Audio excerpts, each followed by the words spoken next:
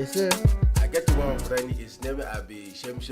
I don't know who's Abi that's inside you and Shemilo pass.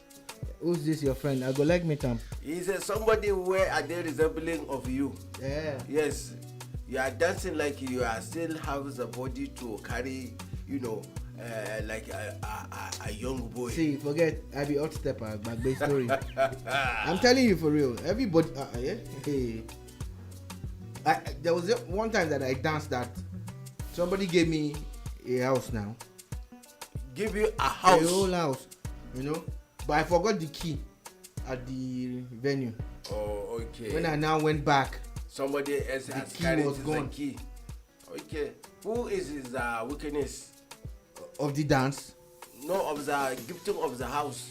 How the people in the party now, they were there now. I think one of them stole that key. Okay, so that means you usually go from and party. Without key, you can't enter house. So that means your dancing skill has taken you from party after party after party after party. Okay. Yes, now. So me. There was a time I danced that they wanted to make me president of one country now. This year? A whole country. This year? Me. Okay. Me. Maybe what I will do, if that is a true statement, I will go and learn how to dance. No, it's too late for you. Why? It's too late. Your body is stiff now. Is it because of this gashi? Yes, now you're so old. I put it the glass. You're old. You're old. You're too old. For Baba. Good morning, good afternoon, good evening, everybody. Hey. Watching and listening to the us. look, boy. You know something? Maybe if nobody say okay, in Zaman the one you remember in those days we have this brother where his name is a newscaster. His name is Franco Lise. But because she is a woman, now she look frank like this. She's looking frank. Yeah, like Roots. Yeah, no. How she's looking frank like Roots. Franklin. Franklin a man name still. Okay, now maybe we go put Franklinness.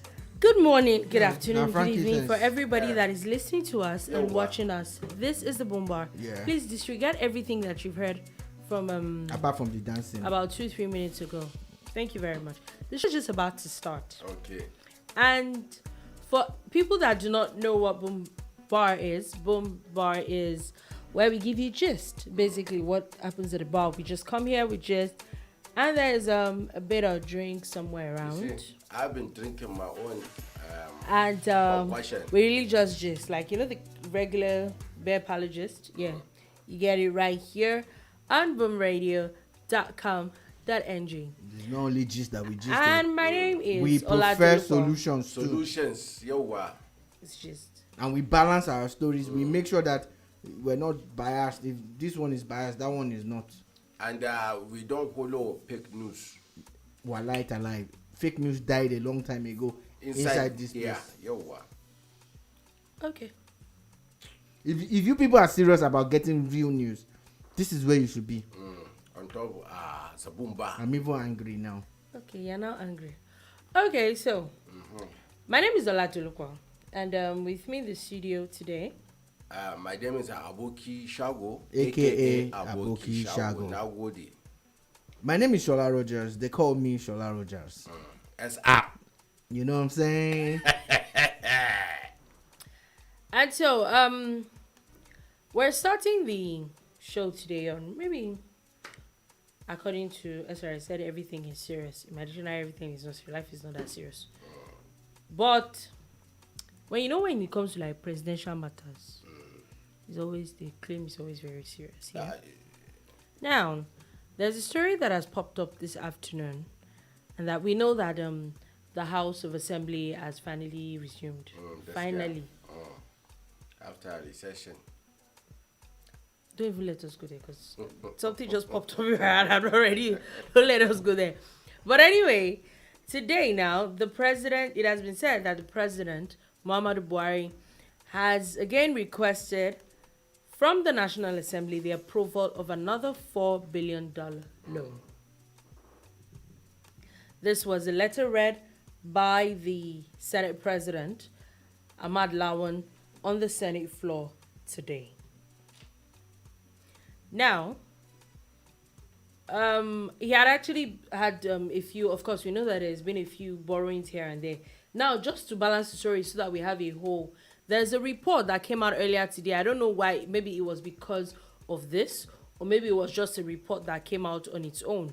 But it has said, this report says that in 5 years, Nigeria has spent 11.679 trillion naira on debt servicing. Literally, they have returned about 11.6 trillion naira of the debt that they owed in 5 years. Well, for me, that Mr. President of the Federal Republic, debt servicing is not the same as paying back what you owe. Debt servicing is basically you rolling over your debt and paying the costs, you know, the extra charges on it, and the loan is extended again, and all of that, or the loan is kept at what is kept, so that the interest rate doesn't go up or you down. know, which is at times people find it a waste in a way, but financial people will tell you that at times it's necessary so that you don't pay back the loan as at when due. You can still reuse the money while you're servicing the debt and all of that. You know, there are arguments for and against.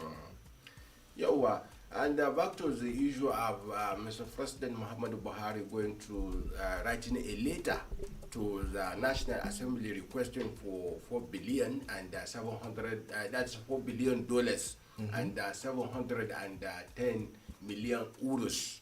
You understand? Euros. Euros. Yeah. So, and for me, I think it's not a bad idea, because if you take a look at it, just in the recent past, we have had the issue of states coming up to say that VAT will be collected by them. Yeah. You understand? And they have gone to the court, and the court has given judgment that, okay, those states that have filed the case have the right to collect VAT. You understand? That means the money accruable to the federal government to prosecute projects will begin to dwindle. Far from that. No, actually. No, far because from it's that. part of the money. No, actually. First thing there's a lot of misconceptions about value-added okay, tax. but before that, I just wanted to put out things that from that court judgment, there's also another court judgment by the Court of Appeal that has told states to hold on for that thing. So now it's not happening yet. No, But what I'm even saying if is, it did, if it happened, But even if it happens, even if it did, there's a misconception. There's a report, yeah. When it comes it's actually factual that the federal government is losing money from the VAT system. They end up contributing over 60% of the VAT accruable. They put it in the VAT pool. Abuja contributes the next, then Lagos and the others. So at the end of the day, you find out that about 65 to 70% of VAT is not from the it's states. about 60% from the federal. You And don't understand. I understand But when they want to share, and then when wait, they share, hold on, when they're sharing, it is federal now government gets confirmed that 15% it's only or so. 15% of the whole thing that they get. And what After they put putting in in about 60%. So if this VAT thing really is going to work, for me, I don't think that is a problem. It's going to affect. It doesn't affect the federal government in any way. They're not It's going the to be paying states anybody that are not generating VAT that is will going to be affect. affected. No, what I'm even saying is, even that 15% that you have talked about, still go into monies that will be pulled together to fund infrastructure and other. You understand? And over then, taking a look at so many other things that across the world is a global thing that government will borrow. The United States of America, as far as I know, it's been said to be one of the greatest borrowers. But there is no news around it. But here, when we borrow, when the president says he wants to borrow, it becomes a major issue. A problem. You understand? Why must it be a major issue? Is Mr. President spending this money on himself? There are projects that we can see that the money has been spent upon. You understand? And of course, any economy that does not borrow, then that economy, even the most stable economy in the world, still borrows. You understand? So I don't see any issue in President Muhammadu Buhari saying he wants to borrow money. It's a good thing. And I also want to say, going back to the report that I have covered so far so good, the Nigerian legislature, through the Senate President, has said that whether they like it or not, they will continue to give President Muhammadu Buhari's government support to ensure that each time they come with borrowing request and they look at it, they will always approve it.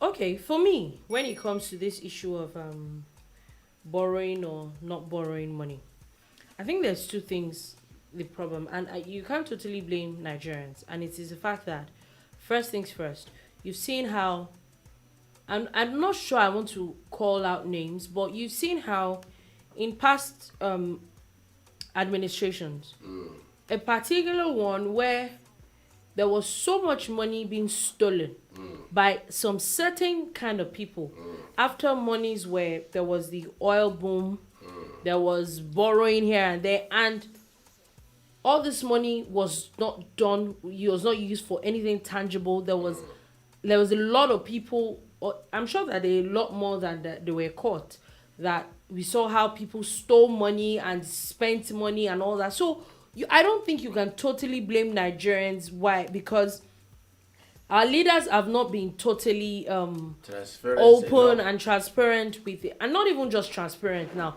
It is honest with the way that they do things. The way people steal these monies. Do you understand? So I think that's one part I think that you can't blame Nigerians when, even though we know for a fact that most people is really boils down to a lot of ignorance. Let's be honest. A lot of people actually have no idea. That's the problem with a lot of people.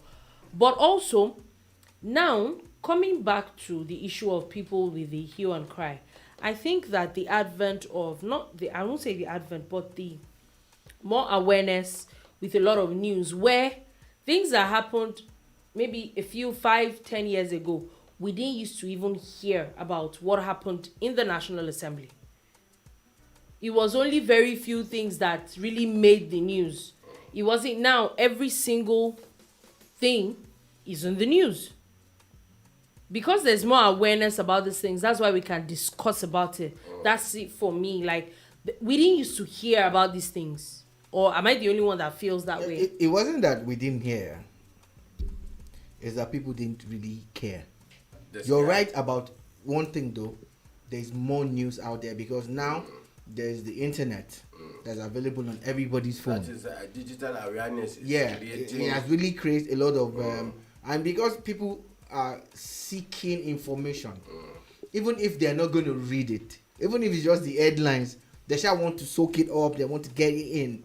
So you're really right about how there's more awareness, but they've always actually publicized. But how many people will take time to watch The Gavel on Channels TV or watch AIT's own version of it or Rhythm's own coverage of the assembly? A lot of people did not really care.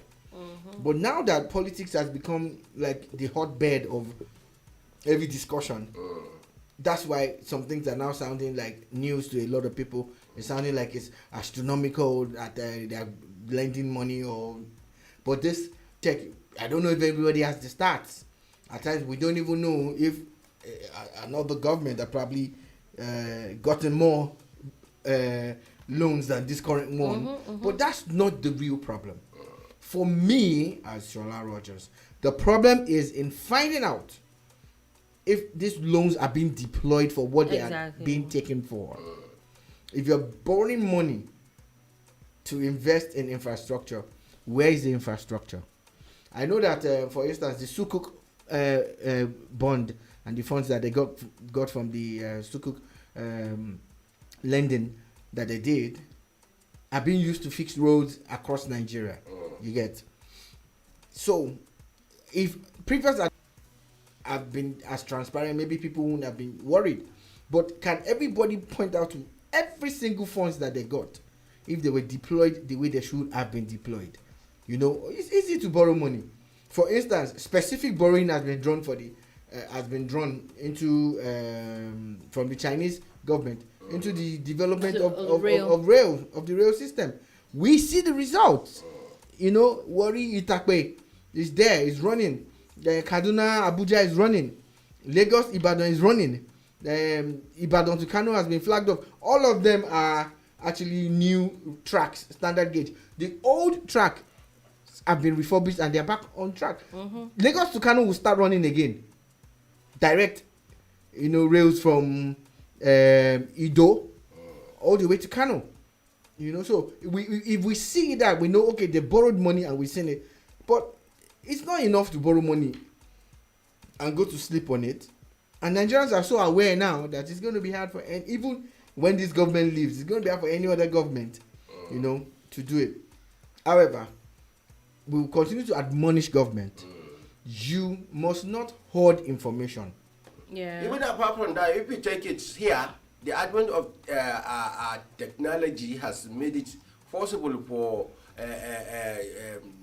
some non-governmental agencies who are monitoring, tracking, like you have a seraph, and we have, of course, we have the budget people who are always monitoring. They're tracking, yes, and there is another one that is Follow the Money Africa, something like that. So all of these bodies are monitoring the amount of money that will be borrowed and how they have been spent by government across Africa. And of course, we have budget and seraph in Nigeria who are always giving us up-to-date information about expenditures of government and how they have spent monies that has been borrowed. You understand? So I think Nigeria should not have any cause to fear if the government comes out to say that it wants to borrow money to make sure that all of the infrastructure, something that's put in the budget is being prosecuted with fund back to the fundings. Before we move away from this budget and borrowing of money, one of the dumbest things that any government can do is to borrow money to be paying salaries and spending on overhead. Oh yeah.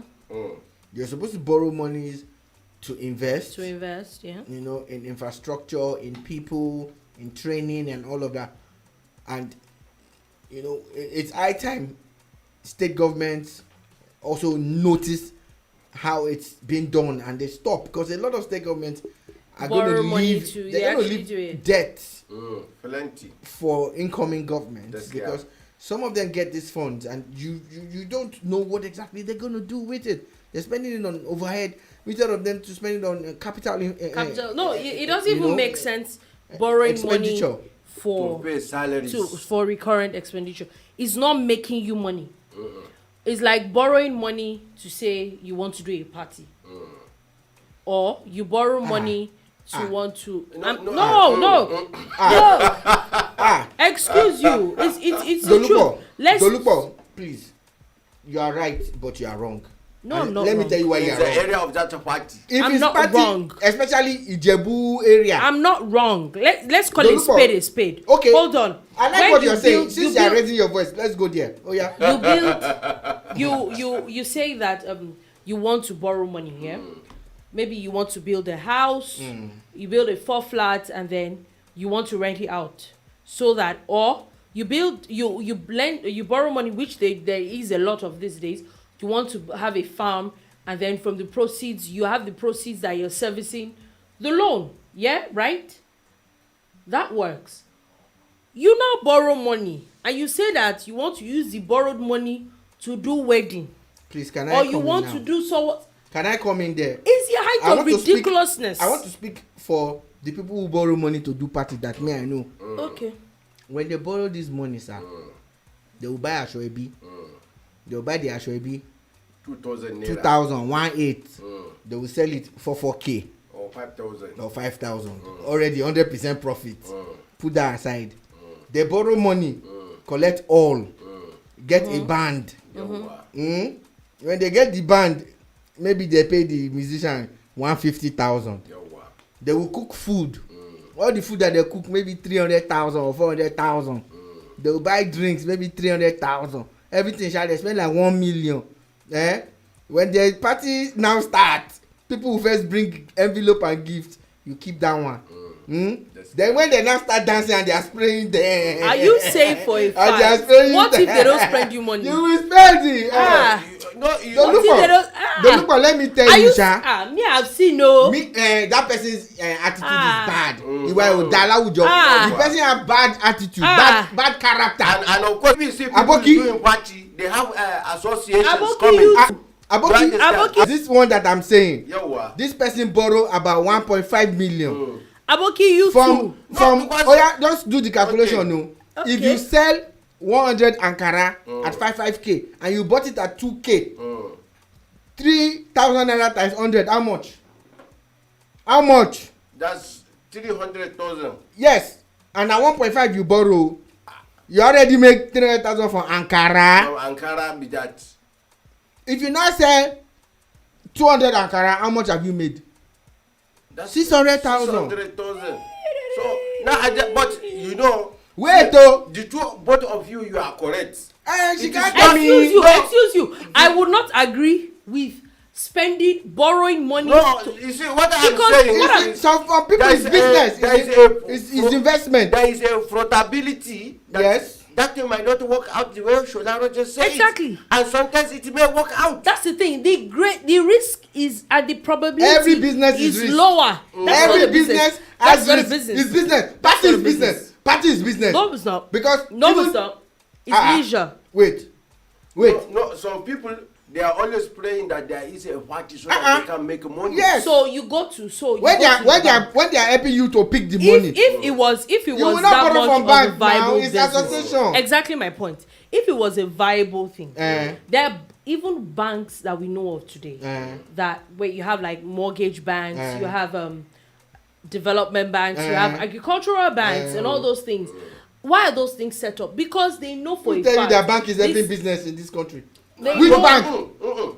They know for a fact there are specified banks. There are banks.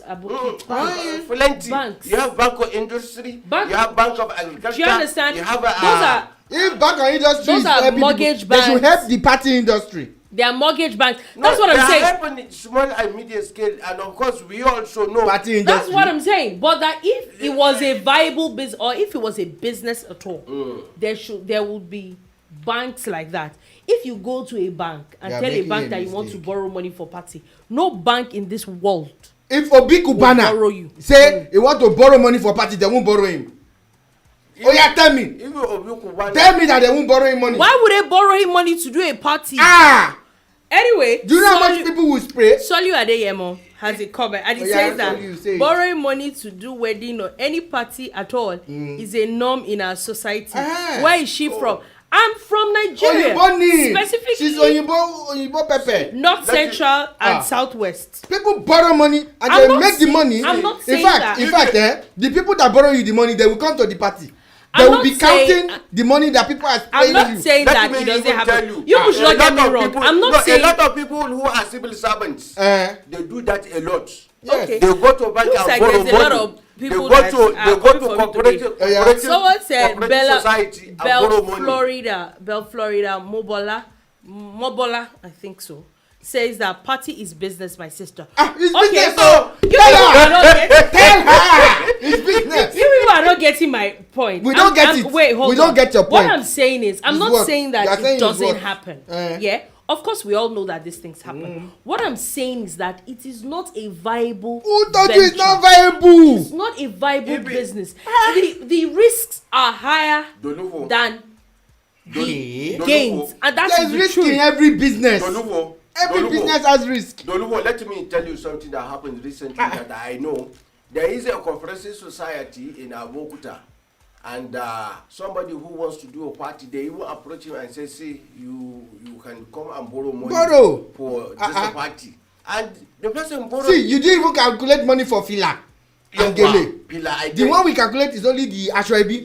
By the time you calculate money for Fila, the guy that is doing your Ashwebi for the cap, you sell it like 115 or 22k.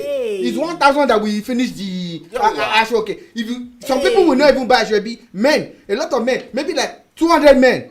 They buy. That's you're making 500 or 1,000 on the cap. On the hula. Times 100. I said the 1.5 that you borrow, you will make it back. On the gele. Over and over. On gele, you will make like 1k, 115. Hey. It is only person that does not plan properly that will pay in the profitization of the party. The people so that are you telling me that if everybody there even comes, are you saying that there are not parties that people come and people actually don't make that money back? It's that person that don't have good character.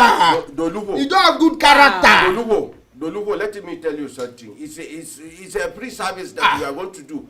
You organize your party and allow me and Shola Rogers to maybe organize and when we bring our friends. We will bring you profit. No, I don't have a problem with you organizing a party.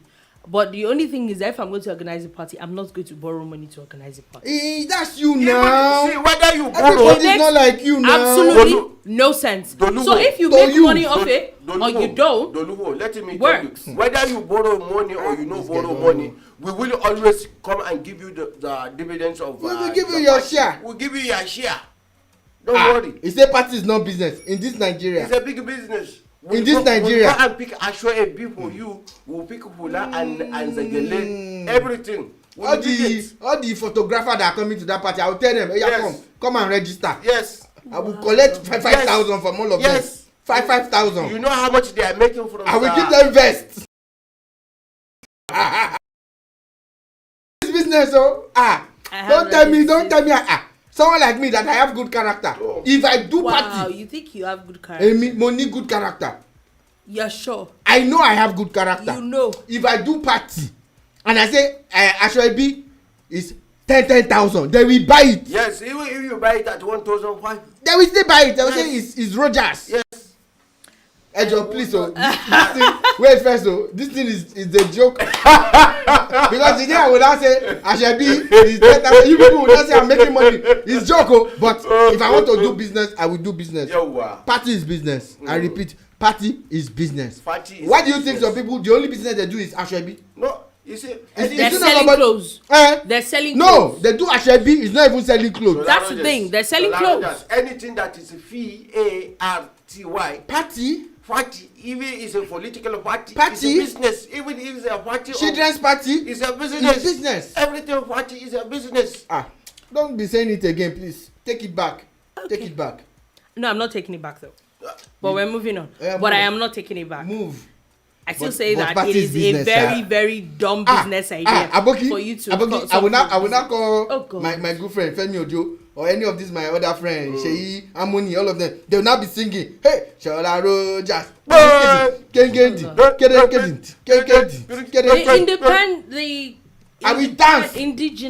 indigenous people of Biafra have threatened to remove the heirs of anybody, heirs of anyone found enforcing a sit-at-home in the southeast. In a statement that they released today by its spokesperson Ima Powerful, disclosed that the group had since called off the Monday sit-at-home exercise. It said that they had started in the beginning, but they had stopped, and they said that they have told people to stop sitting at home on Mondays. And they, according to the statement, said that anyone doing anything to the contrary, forcing people to sit at home on Mondays or doing anything to them because they're not sitting at home on Mondays, if IPOB gets such people, no matter who the person is, we will cut off his ears. IPOB is not clan meeting. It is a revolutionary movement fighting for the Republic of Biafra. The group promised to deal with any miscreants found ordering or enforcing any lockdown in the southeast.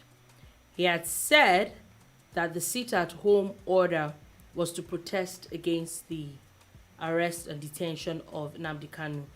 They are now said that the Ghost Monday will no longer hold every Monday based on the directive of Nnamdi Kanu himself, and that it would only be observed any day he appears in court. I have a question. When next is he appearing in court? Soon. I think it's this month. Okay. Soon.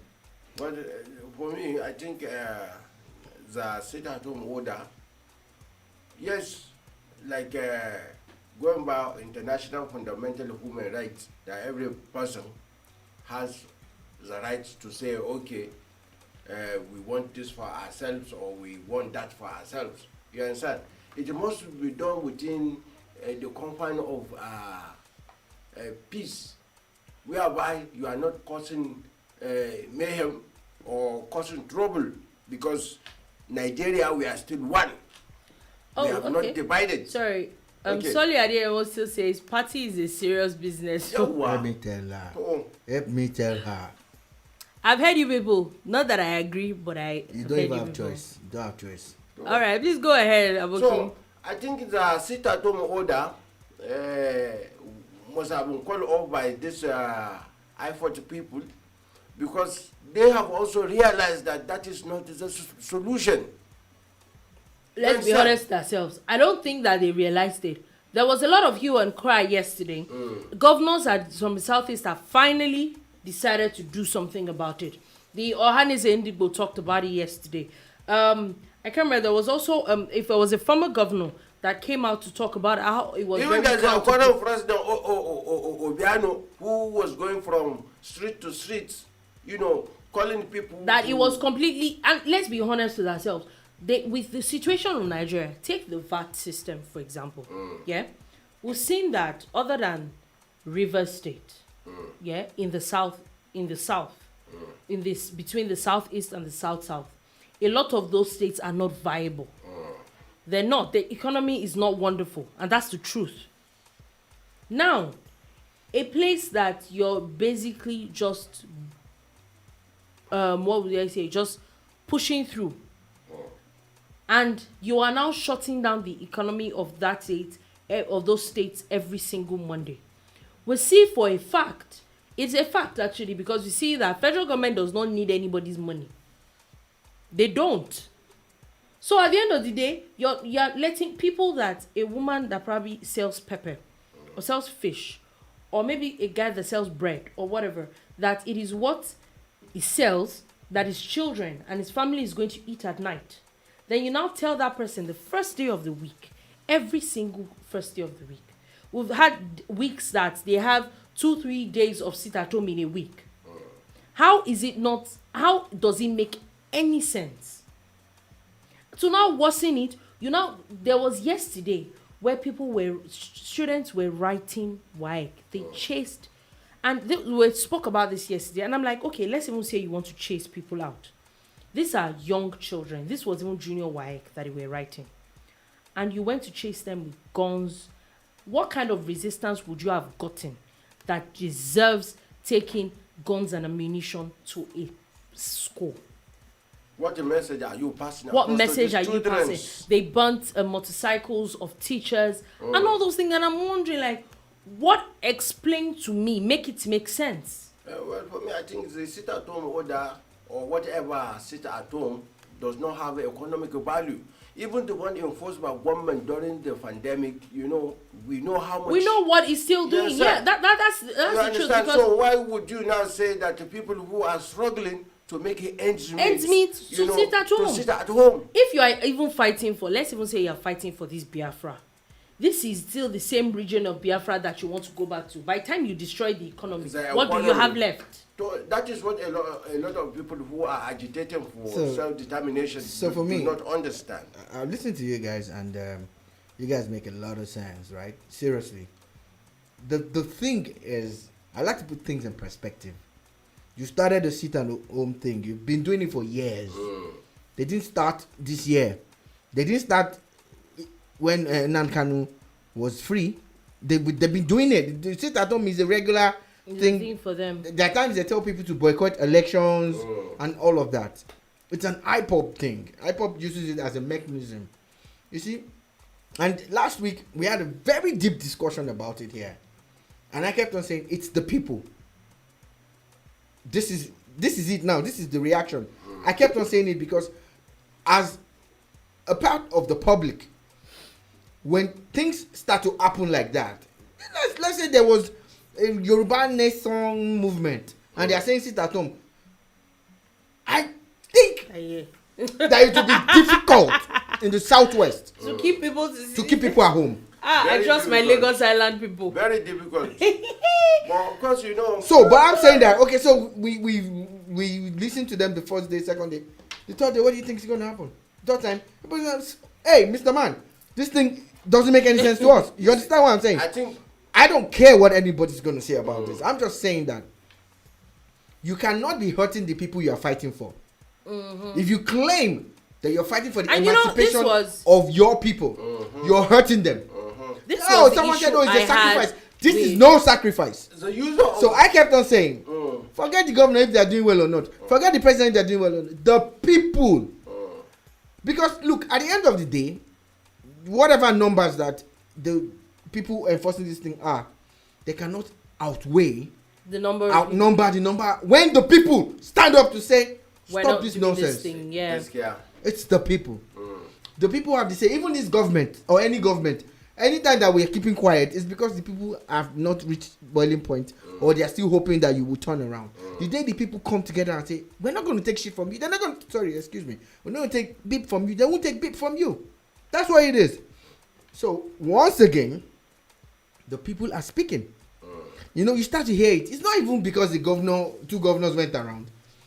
It's because there are people who are frustrated by the system, who don't want to lose their lives. But when push gets to shove, or push comes to shove, you will push. You'll push people, You will stand up.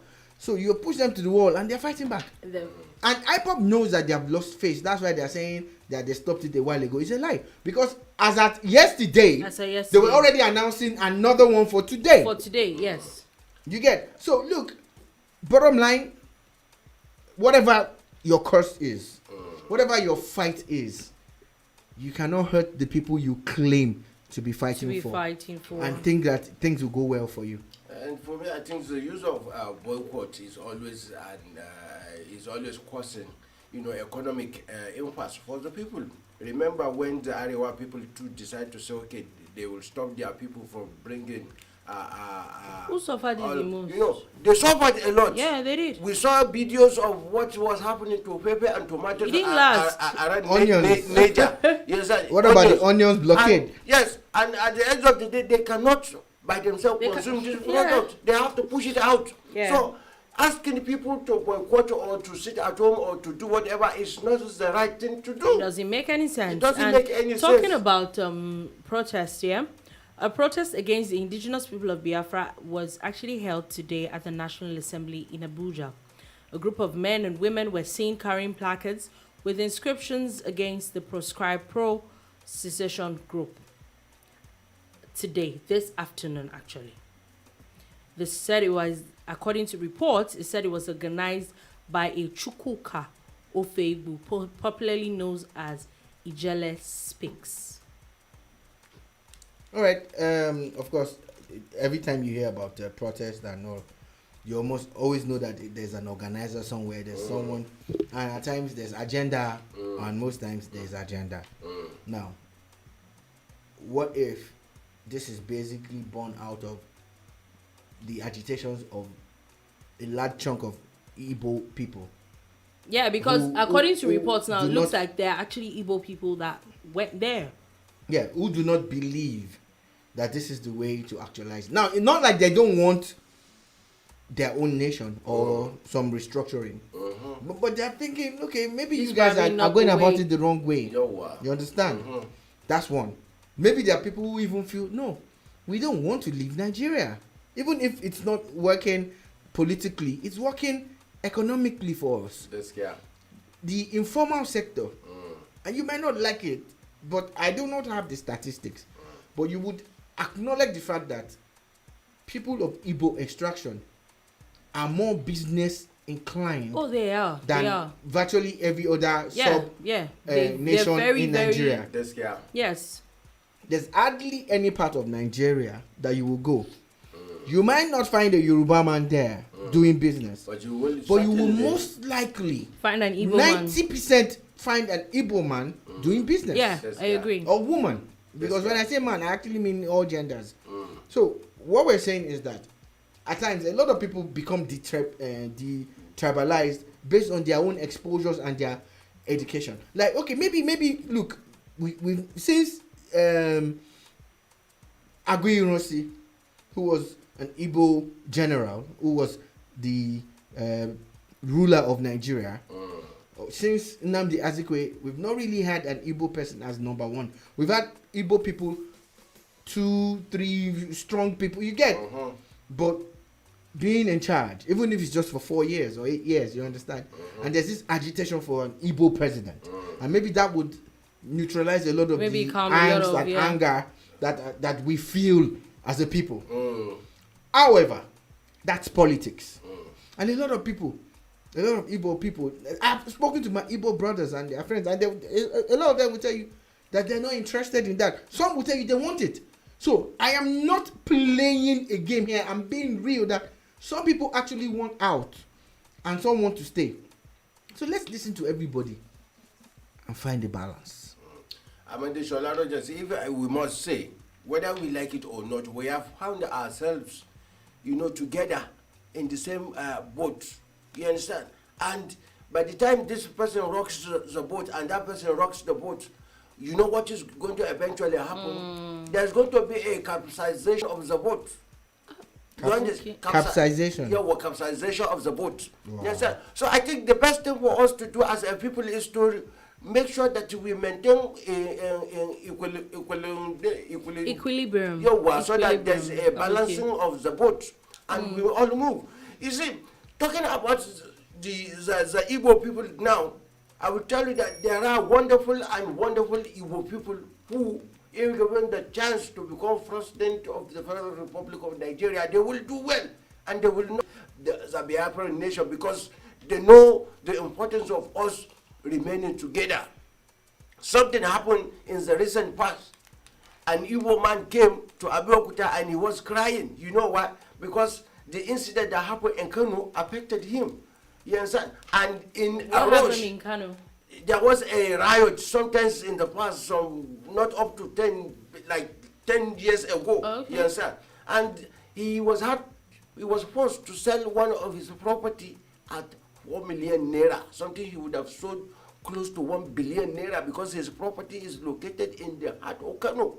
You understand? So he was supposed to sell it for 4 million naira, and he used that 4 million naira in cash. He was carrying it down to save heavens, and he found himself in Abeokuta. You understand? But now, when things are settled, he has gone back. You understand? He's gone back to Kano. Yes, that means doing his business in Kano. You understand? So there is more to lose than crying that we should divide. Imagine if we divide, you know how many things a lot of Igbo people in Lagos State alone will lose.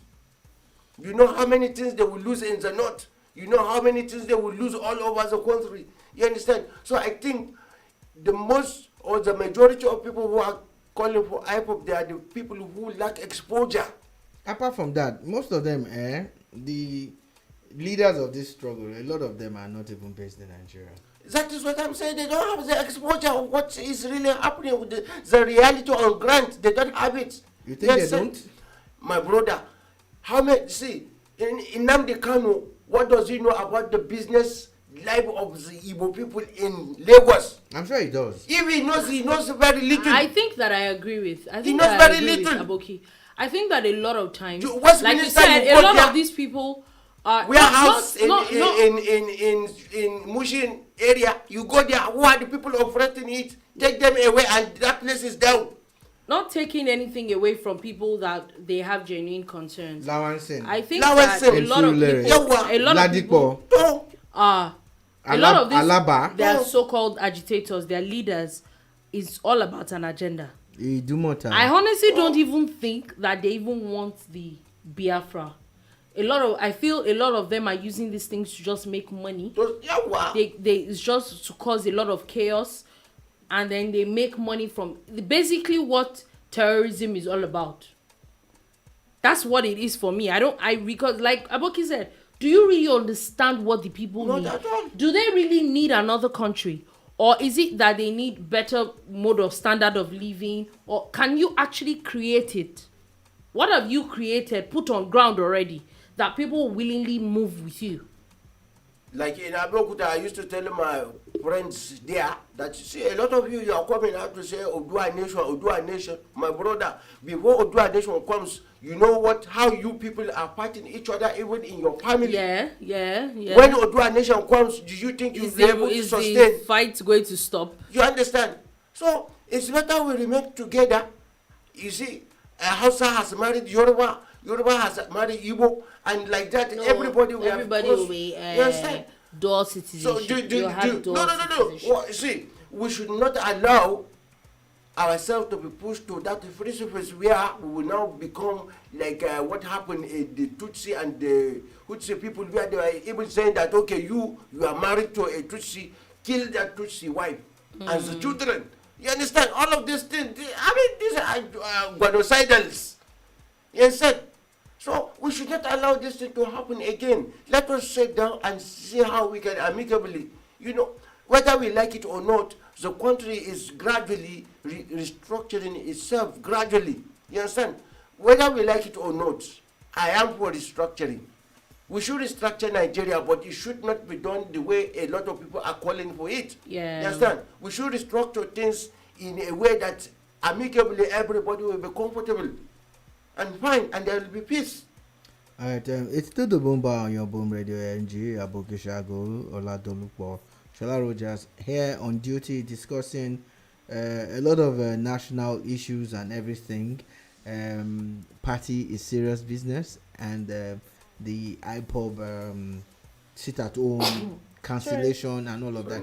One thing I'm just going to take away from this is that if that statement is truly from an IPOB leader, it also shows that they thrive on violence. Yeah. If you say that anybody that does something, you're going to cut off their ears, have you done that in the past? Is that not a reflection of some of the things that people were complaining about that you would deny never came from you? Then the people enforcing. And the funny thing is that if they're maybe not something IPOB happens, members, they're IPOB apologists who feel that's the modus operandi and that's what they have taken up. even if it's wrong, All of and this you want still people revolves around violence. like you said, we don't want violence. And when you're very quick to say maybe something happens at the federal government, the state government should obey the rule of law. But I'm not understanding. Cutting people's ears off is that what part obeying the rule of law? The law is that. I'm talking about rule of law and all that. This is a very interesting story coming from Osun State, where a masquerade custodian, Chief Kayode Eshuleke, his son Ifashola, and 2 others have been remanded for the alleged murder of one Moshood Salaudeen in a mosque. The story is that on June 27th, masquerade worshippers in Osogbo allegedly attacked Kamarudin Central Mosque, located at Oluode, Aronyi, during an organized prayer. Now, this person is said to also actually be an APC member, this Chief Eshuleke. Okay.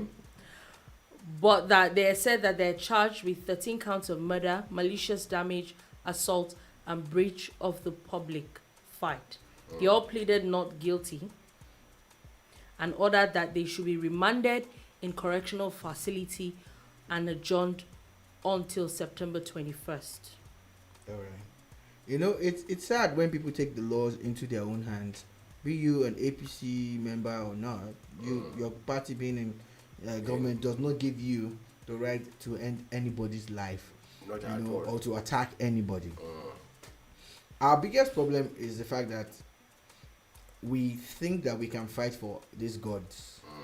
You are a religious person, be it an Ifa worshipper, be you a Christian, a Muslim, or Krishna, or whatever you believe in. We do not begrudge you that. I do not begrudge you that. But when you start to take the laws into your hand, when you start to kill people in the name of your religion, I was going to say that, I think that the law should take its full course. And I feel that I think is a major problem with Nigeria, or let me say Nigerians. Religion is a problem. At times we think that religion is above the law. Because I don't understand how and why. And the background story is about it's something. It really has to do with religion about how some people are praying. They don't want some people to pray in some sort of way, and I'm like, I'm lost. Now, taking a cue from what you have said, Yeah. that killing for the gods, I think that should take us to the story about terrorism, where I would say that if you ask so many of these people who are fighting religious terrorism, you understand, who are funding terrorism across the globe, they will tell you that it is a religious thing. That because they want their own religion to be most dominant or to be the only practiced religion in the world, a lot of people will commit their funds, or some people will be coerced into putting funds into the cause of a particular religion. You understand? That is why you see that so many people, you will be surprised that some people that you least expected are funding these acts. You understand? You remember the issue of Farouk Abdul Muttalab. You understand? Somebody who his parent has been put in school, but he was brainwashed and he decided to fight for religion. And that's the underwear panty bomber. Yeah. You understand? So, a lot of the time, you discover that these people claim, or in their mind, they are fighting for God. You understand? But in actual fact, God has not asked anybody to fight. God can defend himself. I'm talking about terrorism, yeah? The United Arab Emirates, as of today, released a list of 38 people involved in financing. They're actually global financiers of terrorism. And you know the wonderful story about it? 6 of the people on this list are Nigerians. People that actually finance terrorism globally. Yeah, of course, when they say finance terrorism globally, it also includes Nigeria as a part of the globe, right? Yeah. Yes, yeah. So the sad part is these guys might even be dabbling into other people's countries and all of that. Religion is the opium of the masses, like they say. And what is opium? Opium is a drug, you know. And that means, of course, religion at times comes across as a drug. It is. Because what would make you look at a fellow human being like you and feel that you're more superior because your religion believes in worshiping God in a certain way, while he doesn't even have any religion at all, or he believes in another kind of worship, you know, to the supreme being?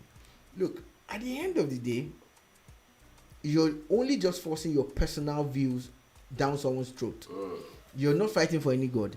You're not fighting for any agenda. So 6 Nigerians make up a list of 30-something people. 38 people who sponsor terrorism. 6 of them. Nigeria probably has the largest chunk as a country. The number of medals that we would have wanted to win at the Olympics. Some others we've won it at the terrorist Olympics. No, people like Yemen and Iran, some others do, but we're winning it at the terrorist Olympics, where 6 Nigerians have made that list. It's sad. Then, it's actually very then sad. cast your mind back to a few months ago. From the same country, it was revealed that I think it was about 4 or 5 Nigerians who were actually indicted for sending money to Nigeria for Boko Haram. So you start to think, could it even be that it's Boko Haram that is sponsoring them abroad? Go and work for us and bring money back. Could it be? No, just like I mentioned. Could it be? Some of them are there, but they are being coerced, brainwashed. You understand? To sponsor that this. See, a lot of people. Look, if you had listened to some of these people, some of these repentant insurgents, you know, terrorists, they will tell you that they don't know that they were told that if they do this, that this is what will happen to them, and now they know better.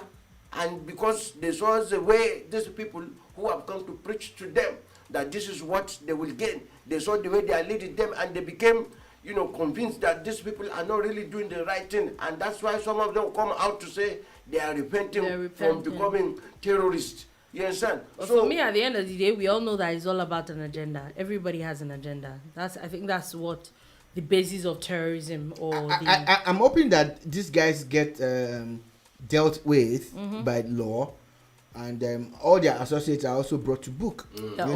Because you need to cut off funding for terrorism. And it doesn't seem like it's happening effectively. So if this was brought about by the assembly, the National Assembly of the United Arab Emirates. Imagine if every other country did a little bit of research and digging, and basically the United Arab Emirates is talking about this because they're saying that as much as there is little or no terrorism in their own country, it has been said that there is a lot of business going on in the United Arab Emirates, and there are a lot of monies being transferred from the United Arab Emirates to these other countries for terrorism. And another thing that surprises me is that these people, they will look for safe havens and go there themselves and their families and stay there and seeing other people being killed, and they are not they're not bothered about I it. agree That with means you. these people are diabolic, they are devilish. You understand? Now let's come back to Nigeria, as Kano State has said that they're going to start revoking illegally acquired structures from the Kano Metro Police, and then going to be turning them into schools to address the security situations affecting students in the state, and also that a lot of schools at the outskirts of the city is very congested. You know that in some instances there have been some governors from other parts of Nigeria who would demolish such structures. So, if you check out the integrity of those buildings and they are good enough to put people in them, please go ahead and put people